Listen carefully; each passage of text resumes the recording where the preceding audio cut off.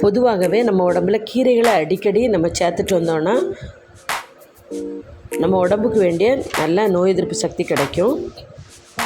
அதே போல் தான் இன்றைக்கி நம்ம தூதுவளை செடியோட மருத்துவ பயன்களை பற்றி நம்ம பார்க்க இருக்கிறோம்.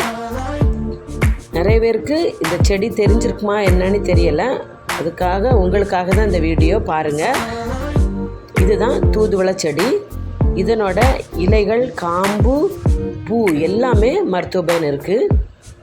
இதனோட பூ இப்படி தான் இருக்கும் பாருங்கள், இந்த கலரில் காணப்படும்.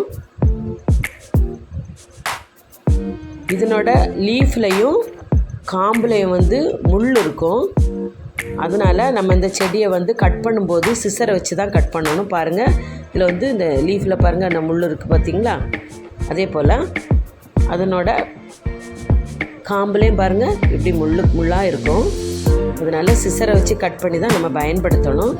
நம்ம இன்றைக்கி இதை பயன்படுத்துகிறதுனால என்னென்ன பெனிஃபிட் இருக்குது அப்படின்ட்டு பார்க்கலாம். நம்ம நெஞ்சு சளியை போக்கக்கூடியது, அதே போல் இருமலை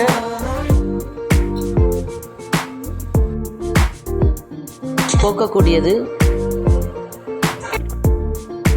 இருமல், இளப்பு, சளி இதெல்லாம் குணப்படுத்தும். அதே போல் நம்ம உடம்பை வலுவாக வச்சுருக்கோம். அஜீரண கோளாறை போக்கும், நரம்பு மண்டலத்தை வலிமையாக வச்சுருக்கோம். நுரையீரல் சம்மந்தமான எல்லா நோய்களையும் தீர்க்கக்கூடியது தான் இந்த தூதுவளை செடி.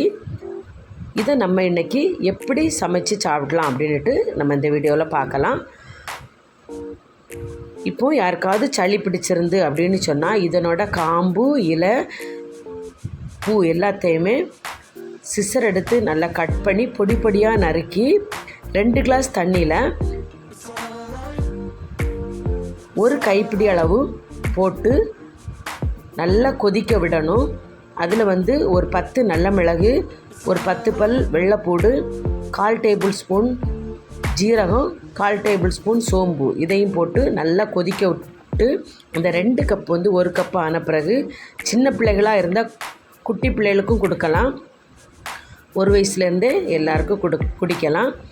அவங்களுக்கு 1/4 கிளாஸும், பெரியவங்க 1/2 கிளாஸு அப்படி வாரம் 2 முறை குடிச்சிட்டு வந்தீங்கன்னா சளி, இருமல், ஆஸ்துமா எல்லாத்தையும் போக்கக்கூடியது. இதை துவையல் போலையும் பண்ணி சாப்பிடலாம், அல்லது சட்னியாட்டும் பண்ணி சாப்பிடலாம்.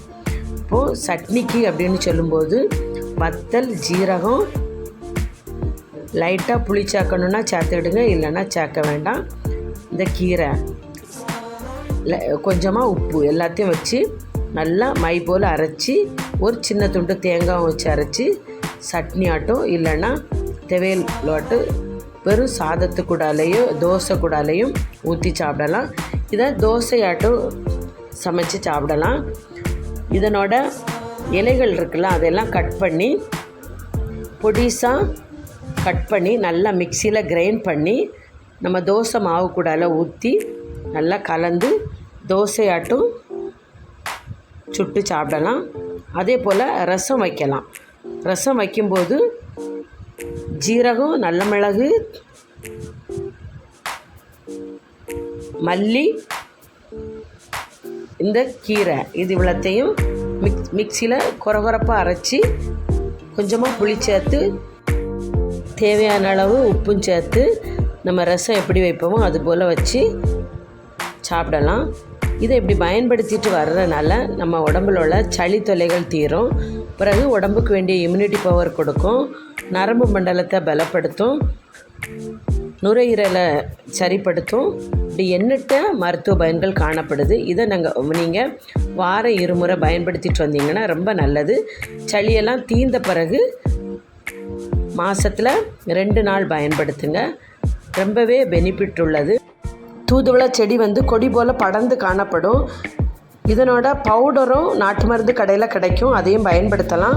இந்த வீடியோவை மற்றவங்களுக்கு ஷேர் பண்ணுங்கள், எல்லாருக்கும் பயனுள்ளதாக அமையும்.